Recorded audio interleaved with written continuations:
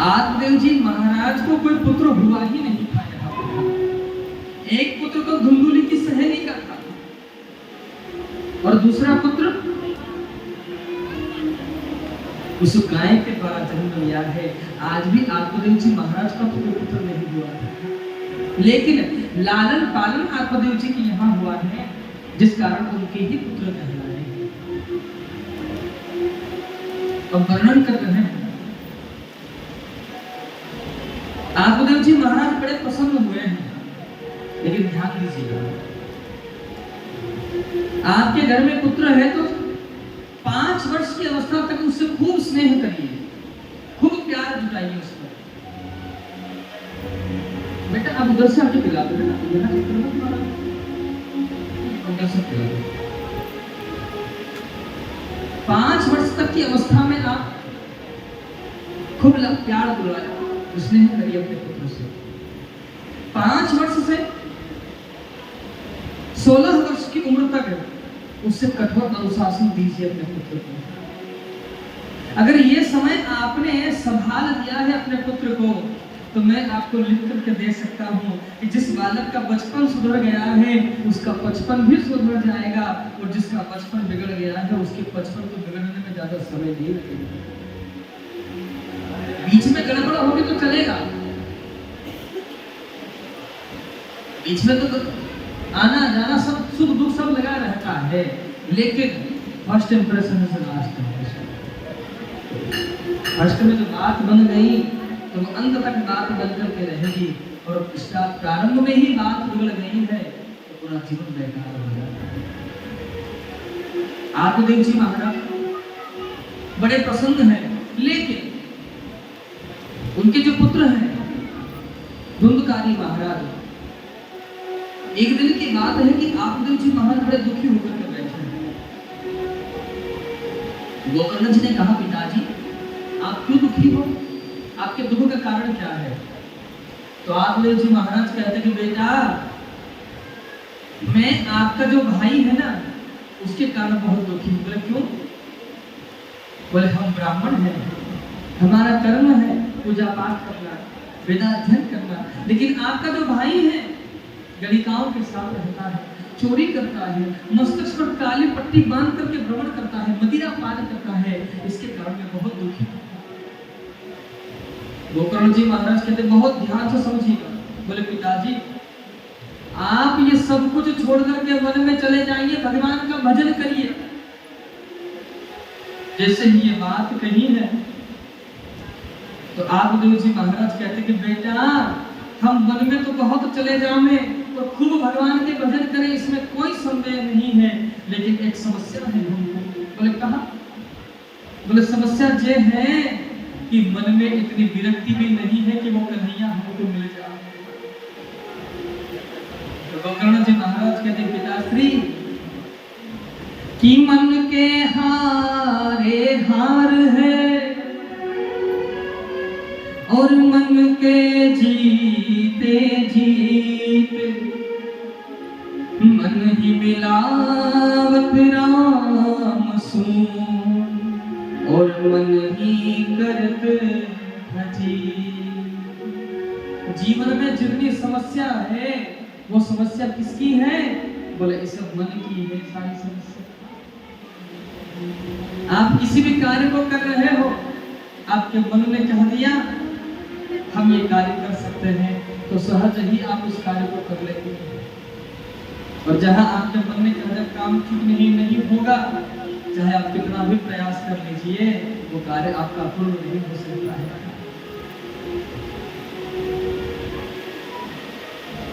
जैसे ही ये बात कही कि पिताश्री आप मन को समझाएं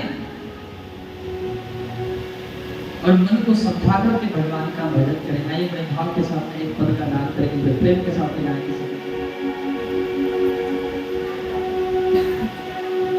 वो मेरे रमण बिहारी लाल तिहारी सूरत में बलिहार, वो तेरा सुंदर रूप सलोना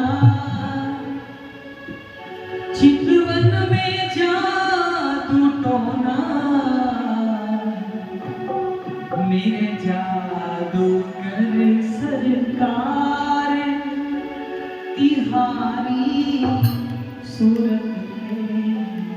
बड़े प्रेम के साथ में पता का गाना है, बड़े भाव से गाएंगे। ओ मेरे रमण बिहारी लाल बिहारी सूरत में बलिहारी। तेरे रमण बिहारी लाल बिहारी सूरत में बलिहारी। मेरे रमण बिहारी लाल बिहारी सूरत में बलिहारी। तेरे रमण बिहारी लाल बिहारी सूरत में बलिहारी। तेरा सुंदर रूप सलोना, मेरा सुंदर रूप सलोना, चितवन में जादू टोना, चितवन में जादू टोना। मेरे जादूगर सरकार तिहारी सूरत में बलिहारी। बिहारी लाल बिहारी सूरत में बलिहारी।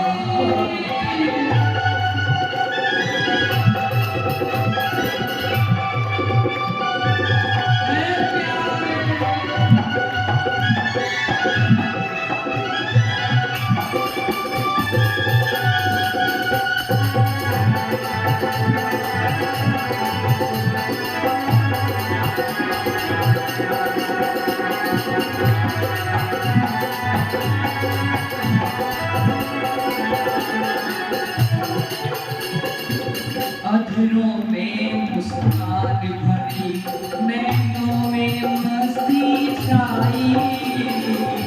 अधरों में मुस्कान भरी, नैनों में मस्ती छाई। अधरों में मुस्कान भरी, नैनों में मस्ती छाई। अधरों में मुस्कान भरी, नैनों में मस्ती छाई। सुंदरता के सागर हो तुम्हें चांद तेरी परछाई। सुंदरता के सागर हो तुम, चांद की परछाई। तुम्हें खुशियों भरा खजाना, तुम्हें खुशियों भरा खजाना। हो जाए दिल ये दीवाना, हो जाए दिल ये दीवाना। तुझे देखूं बारंबार, तुझे देखूं बारंबार तिहारी सूरत में बलिहारी। बिहारी लाल बिहारी सूरत में बलिहारी। मेरे रमण बिहारी लाल बिहारी सूरत में बलिहारी। बिहारी लाल बिहारी सूरत में बलिहारी।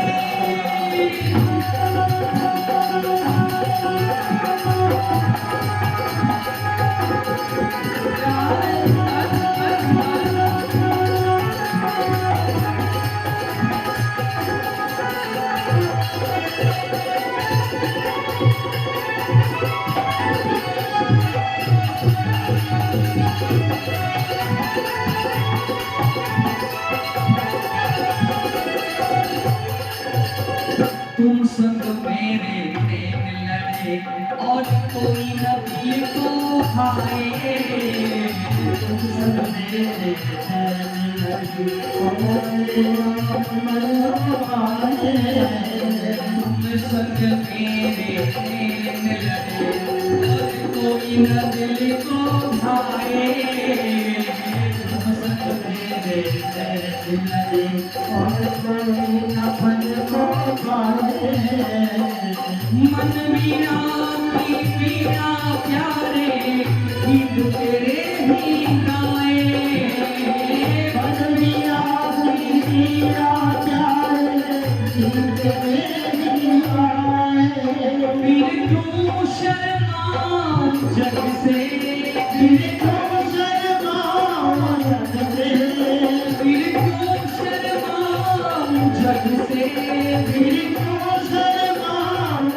सबसे भुजा उठा के सबसे भुजा उठा के सबसे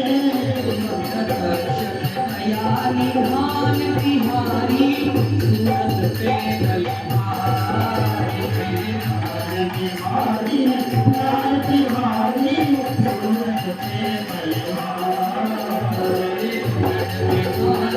लाल बिहारी सूरत पे बलिहारी बिहारी लाल बिहारी सूरत पे बलिहारी बिहारी सूरत पे बलिहारी बिहारी सूरत पे बलिहारी बिहारी सूरत पे बलिहारी बिहारी सूरत पे बलिहारी बोल श्री भक्तवत्सल भगवान की जय हो। गोकर्ण जी महाराज अपने पिताश्री को उपदेश देते कि पिताजी सबसे पहले आप देहाभिमान को त्याग दीजिए। इस शरीर को कोई पंडित जी कहे, कोई महाराज कहे, कोई ज्ञानी कहे, कोई मूर्ख कहे, इस शरीर को लेश मात्र भी कोई अच्छा कहे तो मोह ना हो और कोई बुरा कहे तो कष्ट ना हो। इस शरीर को चाहिए देहाभिमान त्याग दीजिए पिताजी। और इस शरीर को आप चाहे कितना भी सजा दीजिए, इस शरीर की 3 गति है। इस शरीर को चाहे कितना भी लाड़ लड़ाओ आप, अंत में इस शरीर की 3 ही गतियां होनी है, चौथी गति हो नहीं सकती कभी। शरीर की पहली गति है कि जला दोगे तो राख हो जाएगा, पहली गति है शरीर की कि जला दोगे तो राख हो जाएगा, जमीन में गाड़ दोगे तो सड़ जाएगा, और ऐसे ही कहीं फेंक दिया इसे तो चिल कौवे गिद्ध इसे नोच नोच करके खा जाएंगे, फिर भी इस शरीर को इस मिट्टी में ही मिलना है। मिट्टी मिले मिट्टी बाकी तो राख होगी, कंचन सी तेरी काया जल कर के राख होगी। कर ले भजन प्रभु का बेड़ा जो पार होगा, 2 गजी कफन का टुकड़ा तेरा लिबास हो, 2 गजी कफन का टुकड़ा तेरा। चाहे कितना भी सजा लो सवार हो, लेकिन अंत समय अभी जरा से दरवाजे में उंगली आ जाती तो 3 दिन से परेशान रहते हो, और जब अंत समय में लेकर के जाएंगे तो ये कह देगा कि इसके ऊपर भी रखो, होता है 1-2 लकड़ी इसके ऊपर भी रखे तो ठीक जल जाएगा। बात अपने ही कहेंगे, जिसको कहते हैं हमारा है वही आग लगा देंगे तुम्हें, जिससे जिंदगी भर मोह जताया है वो एक पल में नाता तोड़ देंगे, और जिससे हमेशा नाता रहेगा उससे हम जिंदगी पर मुख मोड़ कर बैठे हैं। आत्मदेव जी को ज्ञान दिया है अपने पुत्र ने, और पुत्र से ज्ञान प्राप्त करके आत्मदेव जी वन के लिए प्रस्थान किए हैं। तीर्थ यात्रा करने के लिए गोकर्ण जी महाराज भी प्रस्थान किए हैं। अब घर में माता है और धुंधुकारी महाराज है। एक दिन जलती हुई लकड़ी लेकर के माता को मारने के लिए थोड़ा धुंधुका ने कहा, मैया जिंदगी भर जो धन कमाया है ला करके दो। कहा, बेटा सारा धन तो आपने नष्ट कर दिया, धन कहाँ से ला करके दो। जलती हुई लकड़ी से मैया को मारने के लिए दौड़ा, सो मैया ने कुएं में जाकर के गिर गई, सो प्राणांत रह गई। अब गणिकाओं के साथ रहने लगे हैं धुंधुकारी महाराज। तीर्थ यात्रा में गांव का व्यक्ति मिला, पूछा कि हमारे भाई कैसे हैं, हमारी मैया कैसी हैं, तो बताया कि महाराज आपकी माता की तो बड़ी दुर्गति हो और आपके भाई की स्थिति बड़ी विचित्र हो गई। बोले कैसे? बोले 5 गणिकाओं का संग कर लिया है। एक दिन भी सेठ के वहां से चोरी करके आए। गणिकाओं ने देखा क्या कि अगर ये पकड़ा जाएगा तो धन भी जाएगा, हमारा नाम आएगा तो हमको भी सजा हो जाएगी। रात्रि के समय खाट से उसके हाथ पांव बांध दिए और फांसी लगा करके उसको मारना चाहा। वो चीखने लगा, चिल्लाने लगा, तो जलते हुए अंगार उसके मुंह में ला करके ठूस दिए और फांसी लगाकर इसको मार दिया। वहीं पर आपके घर में गड्ढा खोद करके उसको वहां पर गाड़ करके सभी गणिकाएं आपस में धन ले बटोर करके चली गई थी। अब ये बात सुनी तो गया जी में जाकर के गोकर्ण जी महाराज ने श्राद्ध किया है अपने भाई के लिए। और एक दिन की बात है, जैसे ही अपने नगर में आए तो क्या देखते हैं, जो अपना मकान खंडहर बन गया है उसी में आसन लगाया है और भगवान का भजन करने के लिए बैठ गए। अब ये धुंधकारी जो है ना, इसकी गति नहीं हुई है। कभी ये हवा के रूप में आए, कभी महिष के रूप में आए, कभी श्वान के रूप में आए। पूछा भैया आप कौन हो? ये बोल नहीं सका जी। गोकर्ण जी महाराज ने अपने कमंडल से जल लिया, कुछ मंत्र का प्रोक्षण बोलते हुए प्रोक्षण किया तो इसने बोलना प्रारंभ किया है। भैया अहम भ्राता त्वदोऽस्मि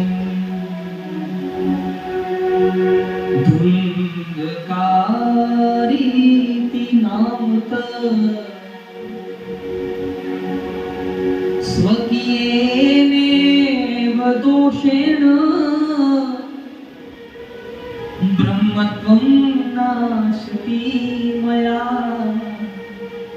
इसने कहा भैया अहम भ्राता त्वदयोऽस्मि, मैं आपका भाई हूँ। क्या नाम है? बोले धुंधकारी के नाम, मेरा नाम धुंधकारी है। गोकर्ण जी ने कहा भैया हम तो तुम्हारे नियम गया जी में जाकर के श्राद्ध करके आए हैं। फिर बोले ऐसे हमारे लिए आप हजारों लाखों तर्पण कर दो, पिंडदान कर दो भैया, लेकिन हमको पुण्य नहीं मिल सकता। बोले क्यों? बोले ये गया जी में जाकर श्राद्ध करने का पुण्य फल तो उसको मिलता है कि जिसने कभी इन पर विश्वास किया है। भगवान का नाम आप जपन कर रहे हो और उस नाम पर आपको विश्वास नहीं है तो आप उससे पार नहीं हो सकते हैं। या एक नदी को आपको पार करना है और जिस नाव में बैठे हो उस नाव पर विश्वास नहीं है तो क्या आप नदी पार कर सकते हो? अगर आप किनारे पर खड़े खड़े सोचें कहीं ऐसा तो नहीं आगे जाके डूब जाए, कहीं ऐसा तो नहीं इसके अंदर पानी भर जाए, कहीं ऐसा तो नहीं कि ये वहां जाके पलट जाए, कहीं ऐसा तो ना कि मैं भवन में जाके फंस जाऊं। अब इतनी बातें आपके मन में रहेगी तो आप कभी उससे पार नहीं हो सकते हो। विश्वासो फलदायक।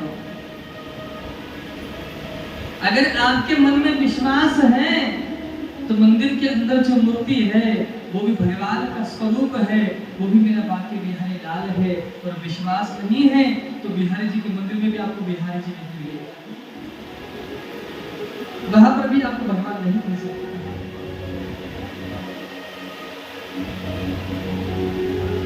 बोले भैया मैंने ग्रंथों पर कभी विश्वास नहीं किया है और जब मैंने विश्वास नहीं किया तो उसका फल मैं भोग नहीं सकता हूँ, मैं बड़ा कष्ट में हूँ भैया। तो बोले ठीक है, प्रातः भोर में आपके लिए कोई व्यवस्था करेंगे।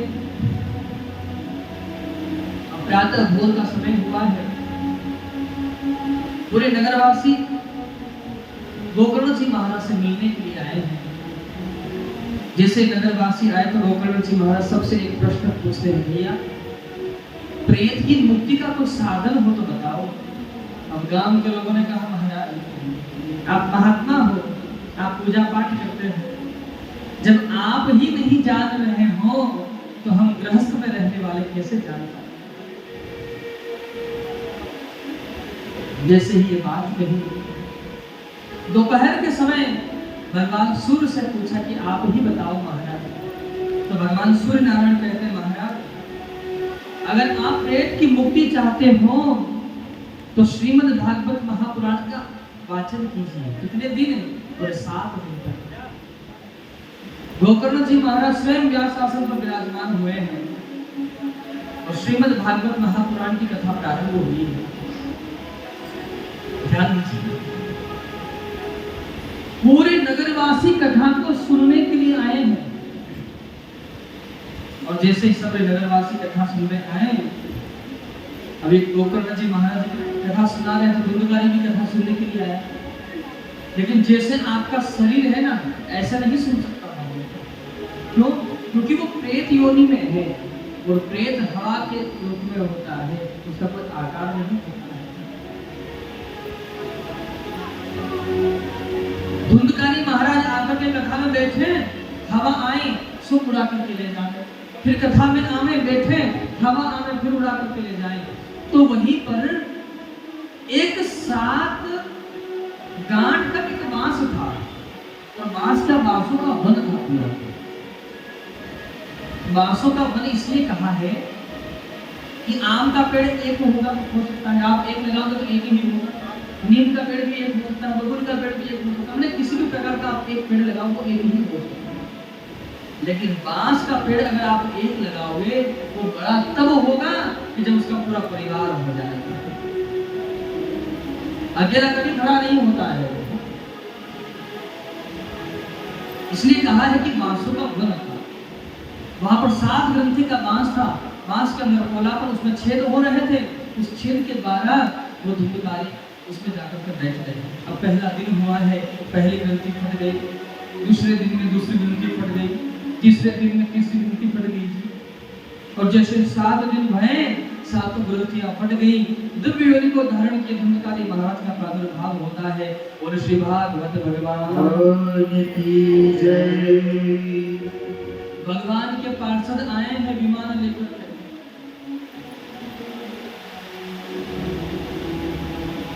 भगवान के पार्षद ने धुंधकारी महाराज से कहा, महाराज विमान आ गया है, बैठिए गाड़ी में।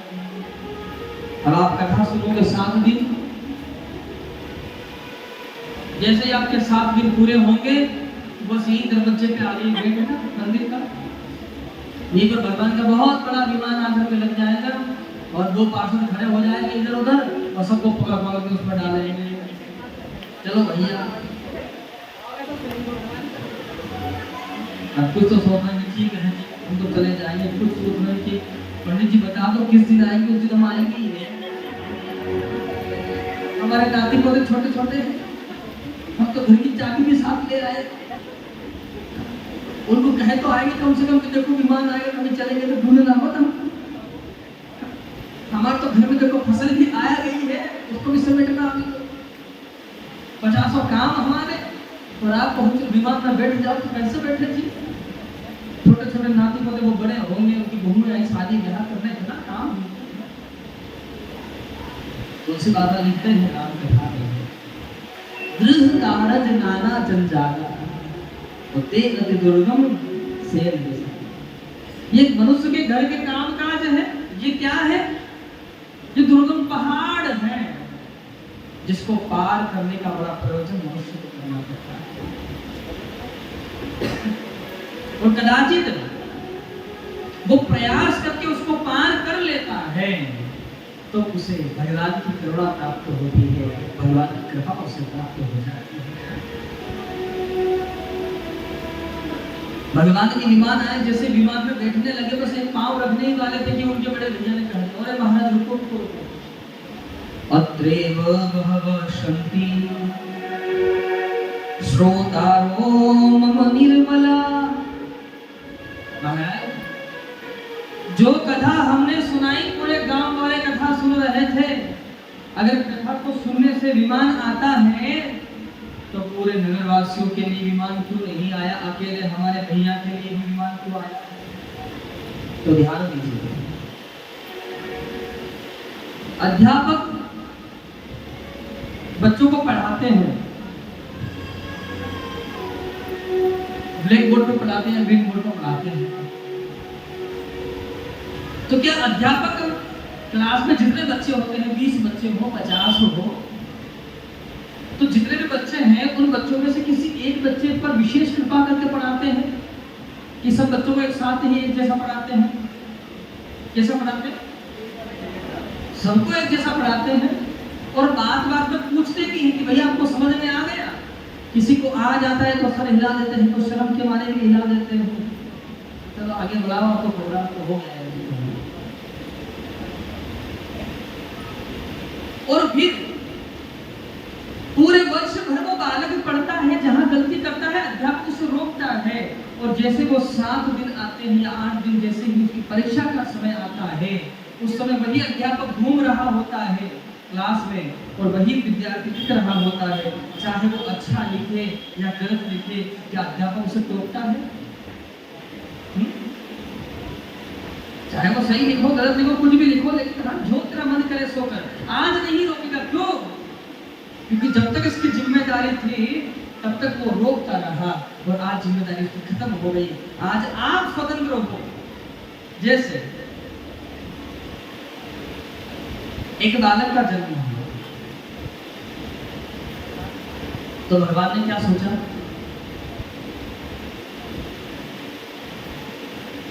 भाई इसके साथ में 2 व्यक्ति भेजो।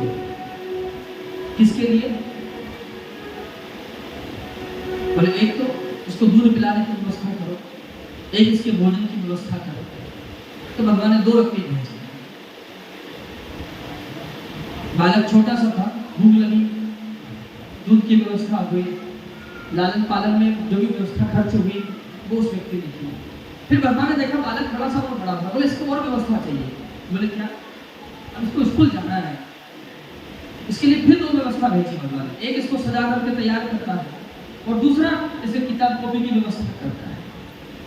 फिर भगवान ने देखा बालक और बड़ा हो गया, बोले इसको और व्यवस्था चाहिए। बोले इसको शहर जाना है, तो क्या करें? बोले इसकी देखरेख करने वाला व्यक्ति भेजो जो उसको अच्छे बुरे की पहचान कराए। 2 व्यक्ति फिर भेजे, घर में रहे तो अलग व्यवस्था गाइड करने वाला, बाहर जाए तो अलग व्यवस्था गाइड करने वाला। फिर बालक और बड़ा हुआ है, भगवान ने फिर उसकी व्यवस्था बढ़ाई है। धन वैभव चाहिए, फिर उसका स्नेह दुलार चाहिए, सारी व्यवस्था करते करते करते भगवान हर बार उसके पास 2 व्यक्ति भेजता है। भगवान ने देखा ऐसे करते करते तो लाइन लग जाएगी। फिर भगवान ने सब मिटाया और केवल 2 व्यक्ति बनाकर खड़े कर दिए, वो है माता पिता। बोले ये इसकी सारी व्यवस्था है, जन्म से लेकर के मरण तक वो माता पिता उसके हर जगह उसका साथ देते हैं। आप अपने जीवन में जी रहे हो, जब तक आपके माता पिता हैं तब तक आपको वो टोकेंगे, और जब वो आपको छोड़ करके चलेगा उसके बाद आप स्वतंत्र हो, अपने जीवन में कुछ भी करो। कौन कहने वाला है? अच्छा करो बुरा करो, कौन कहने वाला है? तो यहाँ पर यही हुआ। अब उसके बाद में परीक्षा का जो परिणाम निकल के आता है उसमें पता चलता है कि विद्यार्थी फेल हो गया है या पास हो गया है। तो क्या इसमें अध्यापक की गलती है? उसमें गलती किसकी है? उस बालक की है। आप यहाँ कथा सुनने के लिए आए हैं, कोई तो कथा इसलिए सुनेंगे पहली बार हमारे गांव में कथा हो रही, चलो भाई कथा सुनेंगे, ये भाव लेके कथा सुनेंगे, कुछ इस भाव से आ जाएंगे। यासी वृंदावन के हैं,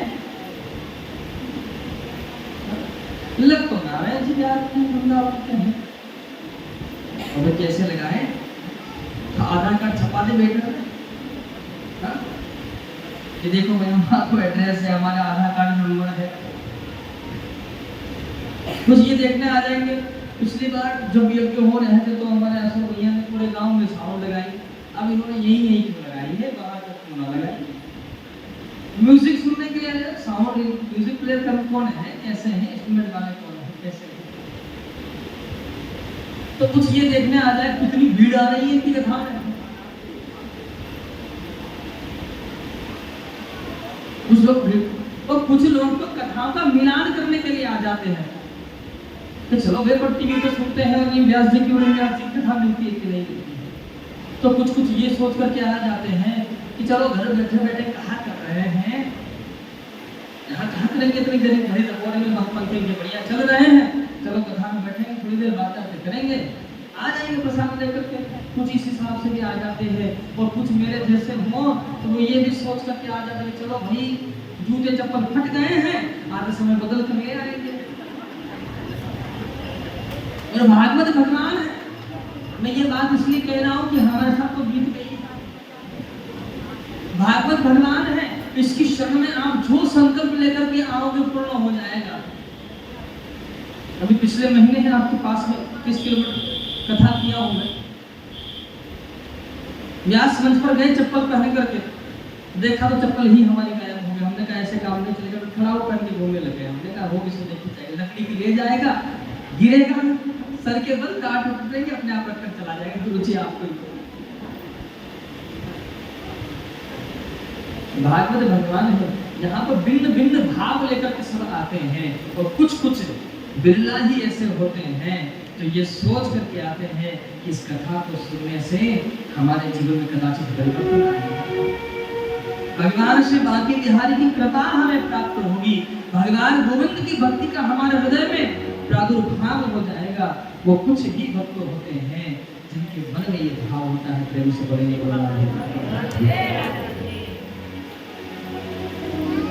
जैसे ही भगवान के पार्षदों से पूछा कि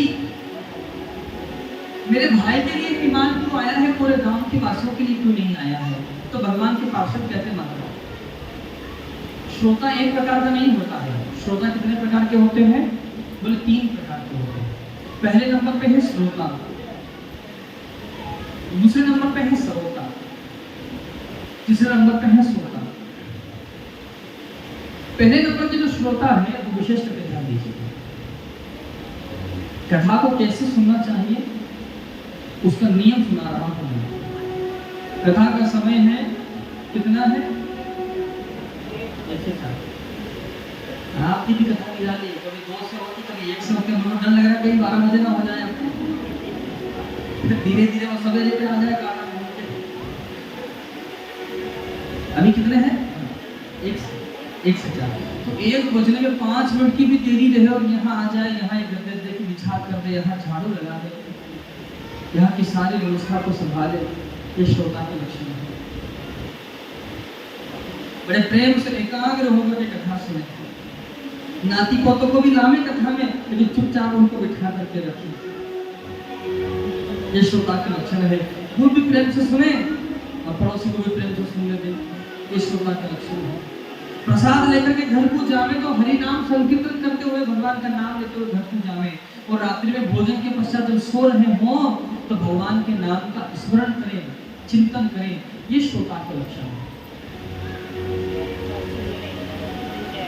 दूसरे नंबर पे है श्रोता रूपी श्रोता। जिस प्रकार एक श्रोता धीरे धीरे करके सुपारी को काट देता है, उसी प्रकार ये श्रोता रूपी श्रोता धीरे धीरे करके पूरी कथा को काट देता है। आराम से आएंगे घर से, कथा प्रारंभ हो जाएंगे, उसका 2 बजे 2:30 बजे आराम से आएंगे, आगे सबसे कहेंगे भैया राम राम जी, राम राम राम राम, सबसे करेंगे। फिर देखेंगे अपनी जान पहचान का कहाँ है, एक को उधर खिसकाएंगे, एक को उधर खिसका, जगह नहीं हो जबरदस्ती बैठेंगे। फिर पूछेंगे आज तो 1 बजे का टाइम था, 1 बजे चालू हो गई थी कथा। हम बोले व्यास जी 5 मिनट लेट हो गई। हाँ बस मैं यही सोचता हूँ, टाइम से कोई नहीं आ सकता जी, रेल चल के दे टाइम से, तो इंसान चल के दे। भारत की सबसे बड़ी यातायात सबसे व्यवस्था कोई टाइम से नहीं चल के देती है। फिर पूछेंगे व्यास जी को बोल तुम देखा क्या आया है, व्यास जी कहाँ से आए हैं, ये साउंड वाले भैया देखो देखो लग रहा है, ये कलाकार कहाँ से आए, इन्हीं के साथ वृंदावन से आए कि हम लोगों से आए। दुनिया की जितनी बातें हैं वो इस पांडल में बैठ करके कर लेगा। जिस प्रकार एक श्रोता धीरे धीरे करके सुपारी को काटता है, वो धीरे धीरे वो पूरी कथा काट देता है, ना तो खुद सुनता है ना बाजू वाले को सुनने देता है। अच्छा ऐसे लोगों की हाँ में हाँ ना मिलाओ तो भी समस्या है। हम बोल रहे हैं तो बोल भी नहीं रहे, 2 पैसा क्या आ गया, घमंड हो गया है आपको, ये बात और कह रहे हैं।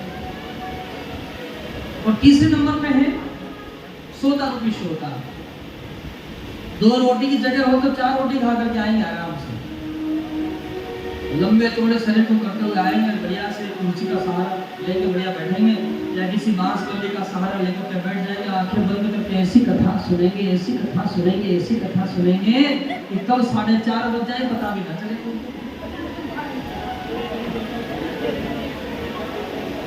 और पड़ोसी कहते क्यों तुम सो रहे थे? बोले नहीं नहीं जी, किसने कहा हम सो रहे थे? अरे हम तो नेत्र बंद करके भगवान का ध्यान कर रहे थे। अरे पगले तूने हमको उठा दिया, नहीं तो वैकुंठ तक पहुंच गए थे, बस द्वार पर पहुंचे थे, द्वार खुलता और नारायण के दर्शन होते तो तूने मुझे जगा दिया, फिर खींच लाया तो तुमको यहाँ। ध्यान दीजिए, ये दूसरे नंबर वाले श्रोता से तीसरे नंबर वाले मुझे ज्यादा अच्छे लगते हैं। मैं क्या सोच लेता हूँ, अरे पूरी दुनिया तो नींद उड़ाने में लगी, कम से कम मेरी कथा नींद तो सुलाने में तो लगी है। कम से मेरी कथा इस काम तो आई कि कोई सो गया है। और मुझे प्रिय इसलिए लगते हैं कि ना तो खुद सुनते हैं तो दूसरे को सुनने से रोकते भी नहीं है। मैं नहीं सुन रहा तो क्या हो गया, लेकिन मैं शांति का दान दे रहा हूँ तो आराम से सुनना चाहिए। वर्णन कर रहे हैं भगवान के पार्षद कि आपके भाई जो हैं उनके मन में ये भाव था कि इस कथा को सुनने से मुझे मोक्ष प्राप्त हो जाएगा, तो उनकी यही मनस्थिति पूर्ण हुई है। लेकिन नगरवासियों के भिन्न भिन्न भाव होने के कारण उनको विमान नहीं आया। अब यहाँ पर वर्णन करते हैं कि कथा को किस मास में श्रवण करना चाहिए था। श्रावण, भाद्रपद, अश्विन, कार्तिक, अगहन, माघ, फाल्गुन, बैसाख और ज्येष्ठ, ये महीने कथा के लिए उपयुक्त बताए हैं। और फिर कहा कि ये भक्ति अनुष्ठान है, इसका वाचन आप जब भी करवा सकते हो कि जब आपका भाव हो जाए, जब मन में स्नेह आ जाए, प्रभु के प्रति प्रेम बढ़ जाए, तभी ऐसे अनुष्ठान को आयोजित कर लेना चाहिए। अब कथा में आवाहित देवता पूजन के बारे में उल्लेख किया है। अब आगे वर्णन करते हैं, मंत्र जाप के बारे में वर्णन किया है। उसके पश्चात में कथा में कैसे बैठना चाहिए समझ लीजिएगा। कथा में आप जब भी बैठे तो पालती मान करके बैठना चाहिए। पाँव बहुत दर्द करते हैं, क्या करें, बहुत मन करता है कि पालती मार करके बैठे, लेकिन शरीर में बहुत पीड़ा, नहीं बैठा जाता है। कभी भी कथा, जब भी कथा में बैठे आप तो पालती मार करके बैठे, और ये नहीं हो सकता है, ध्यान दीजिएगा एक बात विशेष करके, कभी भी कथा में दोनों घुटने ऊपर उठा करके हाथ बांध के नहीं बैठना चाहिए। इसका नाम है दरिद्र आसन। अगर ये आसन लगा करके देवराज इंद्र भी कथा में आकर के बैठ जाता है तो वो भी गरीब हो जाता है। कभी भी दरिद्र आसन का प्रयोग न करें। अब आपको महाराज पाँव बड़े दर्द करते हैं, ध्यान दीजिएगा। अगर शरीर में व्याधि है, पीड़ा है, तो आप चेयर कुर्सी का भी सहारा ले सकते हो, कुर्सी पर बैठ सकते हो, कथा सुनिए। और मेरे मत के अनुसार शरीर में ज्यादा ही पीड़ा है, व्याधि है, बैठा भी नहीं जा रहा है, तो लेट करके कथा सुनो। बात बोलो महाराज, ये बात बढ़िया कही आपने। कल को जब कथा सुनने आओ तो खाट ले आओ, सब घर में आराम से यहाँ डालो, मत तो लेटे लेटे कथा सुनो। शरीर में व्याधि है, पीड़ा है और कथा सुनना है, तो जिस प्रकार आप सुन सकते हो उस प्रकार सुने। और अगर आपका शरीर सुरक्षित है तो उसके बाद नियम का उल्लंघन करते हो तो उसका आप दोषी हो। अब एक और बात समझ लीजिए, कथा में आने तो भोजन करके आना चाहिए कि खाली पेट ही आ जाना चाहिए, ये और बड़ी बात है। तो ध्यान दीजिएगा। पूज्यपाद श्री डोगरे जी महाराज वर्णन करते हैं, एक समय फल ग्रहण कर लीजिए, एक समय घी पान करके कथा सुनिए। गुरु जी, डॉक्टर ने मना किया है कि घी पियोगे तो रोटी पर भी नहीं लगाते हो तो ब्लड प्रेशर की कर सकते।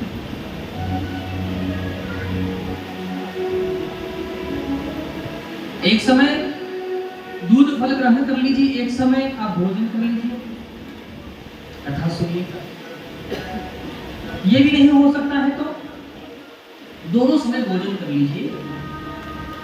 विधान ने यहाँ वर्णन किया है कि भोजनम तु वरम मन्ये कथा श्रवण कारकम नोपवासः वरः प्रोक्तः कथा विघ्न करोगे।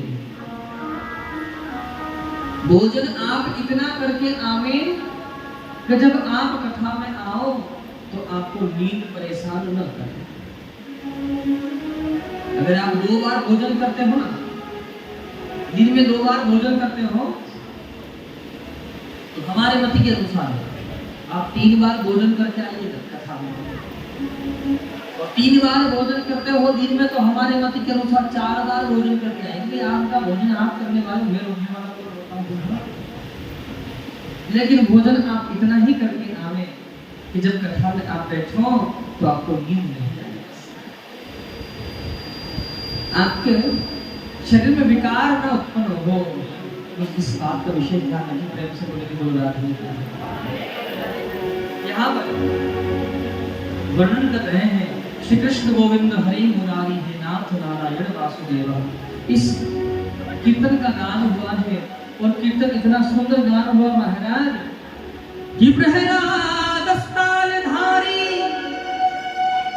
तरल गति दया चोधव कांसधारी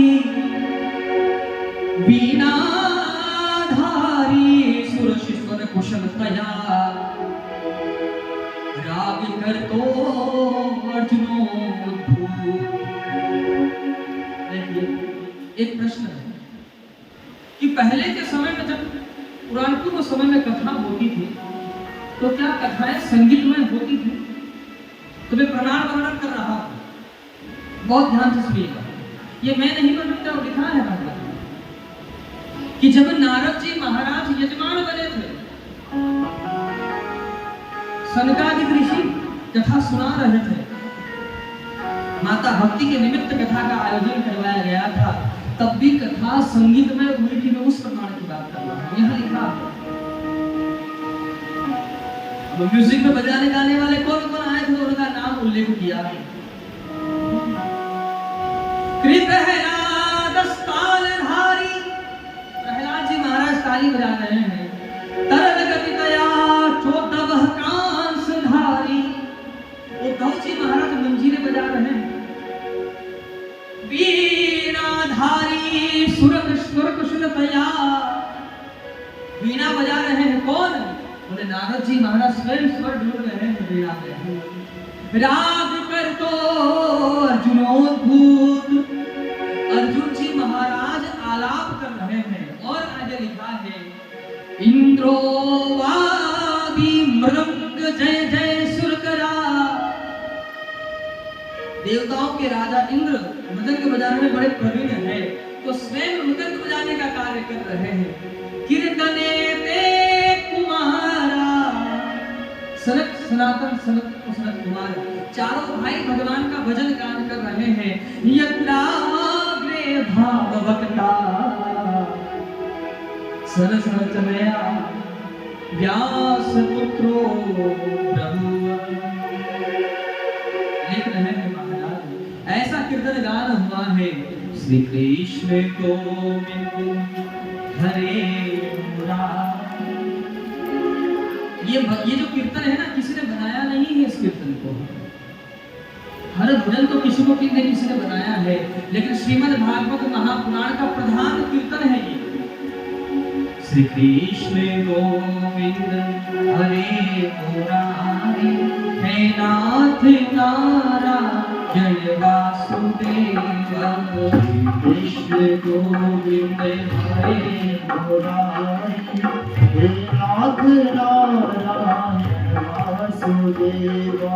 श्री कृष्ण गोविंद हरे मुरारी, हे नाथ नारायण वासुदेवा। श्री कृष्ण गोविंद हरे मुरारी, हे नाथ नारायण वासुदेवा।